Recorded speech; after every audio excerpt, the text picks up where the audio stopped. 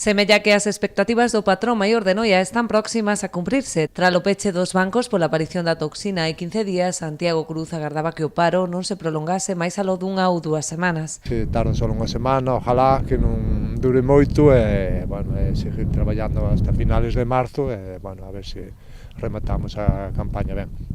As analíticas que vende a realizar o Intecmar confirman que a toxina comezou a remitir e tan só está presente na zona 3 de Marisqueo. Os bancos da Misela, Broña e Boa permanecen xa a marxe do episodio tóxico.